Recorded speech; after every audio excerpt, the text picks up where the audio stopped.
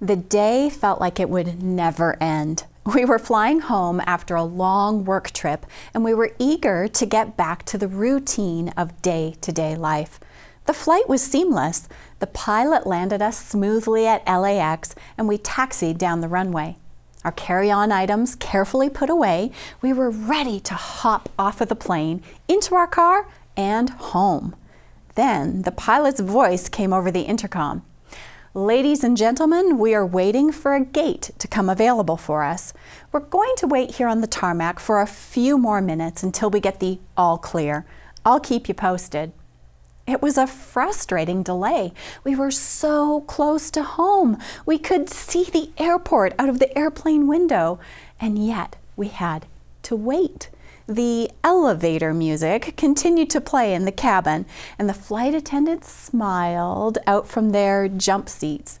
Everyone on the plane waited patiently until the 5 minutes turned into 10, then 12, then 15, 20, 40, and excruciatingly, an hour passed. The elevator music continued to play in a throbbingly annoying loop. The flight attendants got out of their jump seats and they handed out water and snacks. The cooling system struggled to keep up, and we struggled to stay calm. The minutes felt as if they would never end, and we lost all sense of time. Every minute felt like an eternity. We sat on the tarmac for more than 90 minutes waiting for a gate. Finally, when we exited the plane, we let out a collective sigh. The day that felt like it would never end finally did. You know, time seemed to stand still that day. You've experienced situations like that, haven't you? And then there are other days where time goes by far too quickly. That's especially true when it comes to our children, isn't it?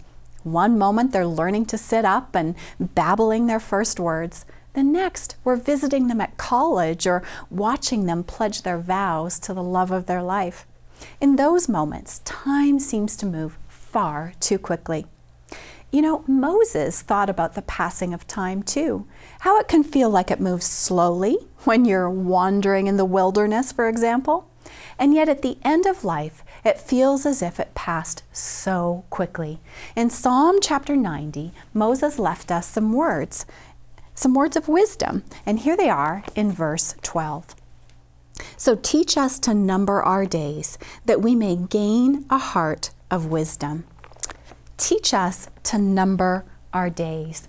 How do we do that? How do we stay trusting and engaged in life when we feel stuck and like life isn't moving forward?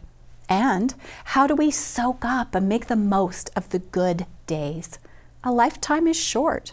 You know, earlier in this psalm, Moses wrote, "The days of our lives are 70 years, and if by reason of strength they are 80 years, yet their boast is only labor and sorrow, for it is soon cut off and we fly away." 70, 80, 90, perhaps for a few of us, 100 years. That's all the time we have on earth. For some, that time is shorter, much shorter. So how do we number those days? Or how do we make each one meaningful? Well, here are a few practical ideas. First, we can put our devices away and live in the moment, in each day. You know, I've caught myself doing it. We all have.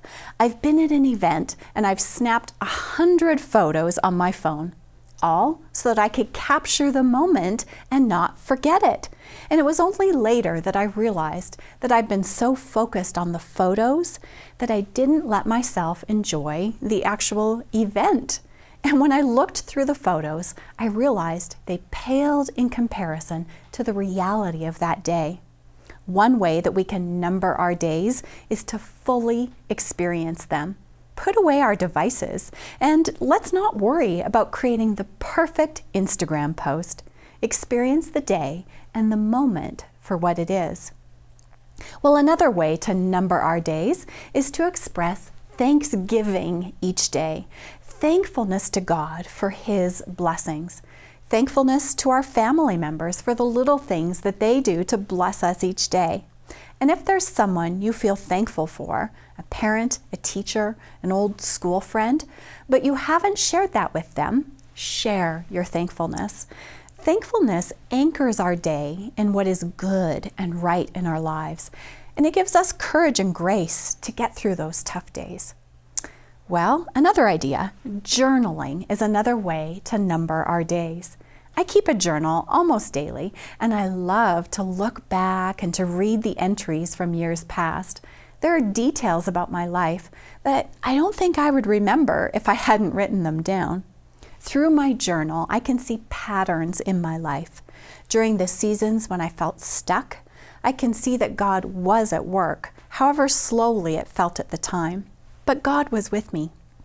And finally, we can number our days, make our lives meaningful by sharing God's love and the difference that He makes in our lives with the next generation. Moses liked this way of numbering our days too, and he left us with this counsel when he was speaking about God's commandments. He said, "You shall teach them diligently to your children, His commandments, and shall talk of them when you sit in your house, when you walk by the way, when you lie down, and when you rise up." That's from Deuteronomy chapter 6 and verse 7. You know, when we share the scriptures and the stories of how God has worked in the past with our children, with our grandchildren, we make a difference in their lives and perhaps a difference for eternity.